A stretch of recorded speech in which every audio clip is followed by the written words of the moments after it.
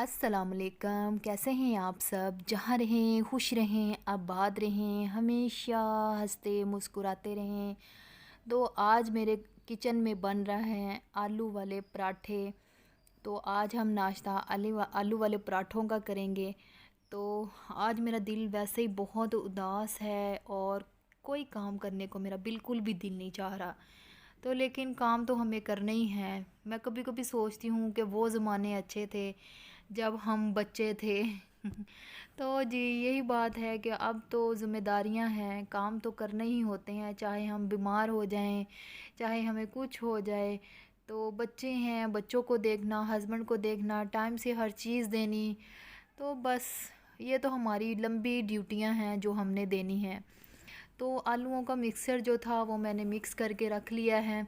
और दही के अंदर मैंने पुदीने का और धनिए का जो मैंने चटनी बना के रखी हुई है वो डाला है। और सुबह सुबह दूध आ जाता है तो मैं दूध बॉयल कर रही थी।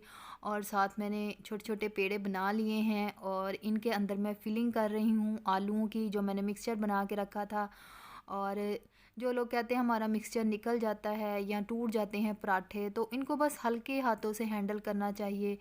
तो ये देखें, मैंने दो रोटियां एक जैसी एक साइज़ की बनाई हैं और एक दूसरे के ऊपर अब मैंने रख के साइडों से मैंने अच्छी तरह से दबा देना है।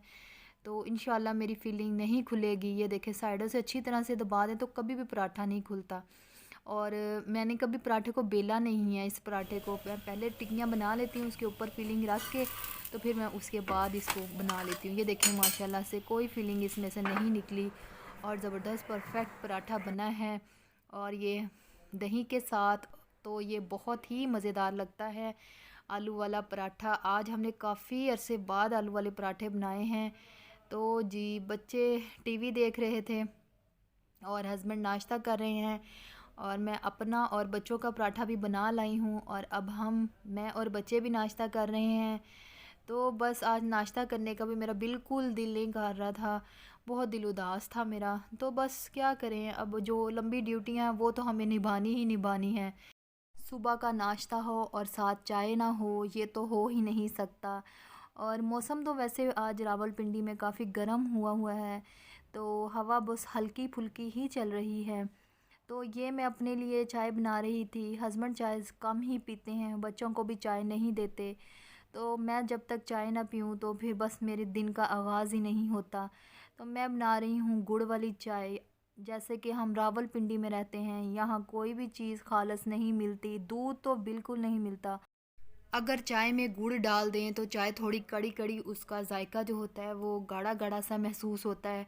पहले तो जब मैं नई नई मेरी यहाँ शादी हुई थी, मैं तो बिल्कुल दूध नहीं पीती थी, चाय का टेस्ट भी मुझे अच्छा नहीं लगता था। तो बड़ी मुश्किल से फिर मैंने अपने आप को इस दूध की आदत डाली है। तो फिर मैं चाय में थोड़ी सी इलायची और गुड़ डाल के डेली तकरीबन यही चाय पीती हूँ, गुड़ वाली ही। जो लोग गुड़ वाली चाय पीते हैं उन्हें पता होगा गुड़ वाली चाय का टेस्ट कैसा होता है। तो बहुत मज़ेदार होती है और शुक्र अल्हम्दुलिल्लाह मैं भी अब पीने लग गई हूँ। तो इसी के साथ मुझे हुमैरा जहांगीर को दें इजाज़त, दुआओं में याद रखें। अल्लाह हाफिज़।